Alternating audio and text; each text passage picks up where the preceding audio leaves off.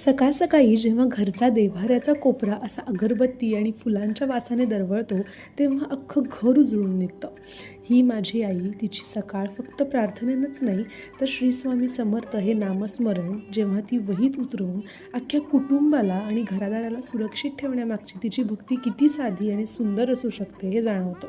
लिंबाचं हे झाड ज्याच्या सावलीत अख्खं बालपण गेलं, औषधी कोरफड आणि तुळस जी घराचं रक्षण करते, गुलाबाच्या त्या कळ्या लहानग्यांच्या हसण्यासारख्याच टवटवीत वाटतात, कढीपत्ता आणि ओवा जी आईच्या हातची चव वाढवतात, इथल्या जास्वंदाशिवाय गणपतीची आरास तर पूर्णच होत नाही.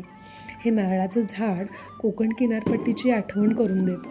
ही झाडं घरातल्या प्रत्येक व्यक्तीनं अगदी लहान मुलाप्रमाणे जोपासली आहेत. देवाची पूजा करण्यासाठी लागणारी ताजी फुलं आईने स्वतःच्या हाताने फुलवलेल्या बागेतनं येतात. ती फक्त झाडं लावत नाही तर त्यांना नाती जपल्यासारखं पाणी घालते, जपते. त्या बागेतल्या कष्टाचं जेव्हा चीज होतं तेव्हा असं मायेनं वाढलेलं ताट समोर येतं, ज्यात फक्त तिचं प्रेम आहे.